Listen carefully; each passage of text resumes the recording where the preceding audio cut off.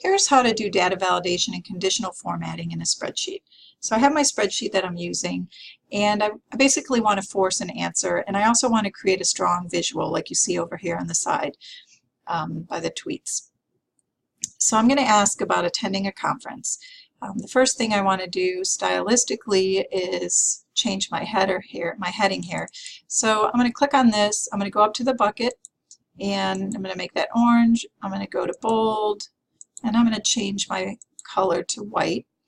And then what I could do is I could grab this and drag it, but it's easier to just double click on the line and it will automatically adjust to what's in the cell.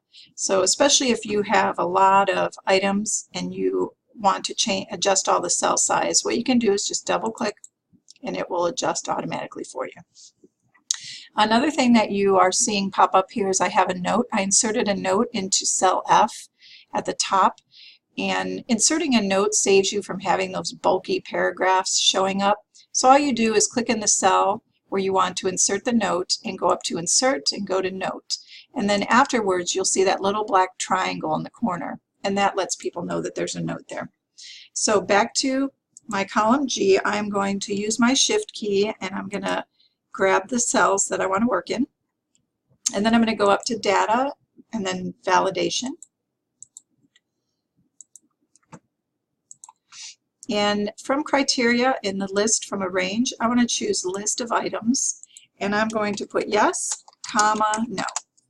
So those are their two choices that I'm limiting them to. And then you notice there's a little arrow, drop down arrow now. And when you click in the arrow, you choose yes or no. The other thing that I want to do is I want to apply some conditional formatting because I think there's strong visual appeal. So I'm going to select my cells, I'm going to go up to Format, and I'm going to go to Conditional Formatting. And then over on the right, you see the rules.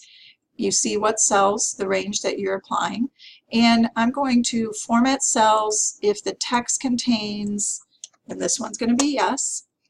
And then I'm going to just go to the bottom and I'm going to say with a yes, I want it to be green.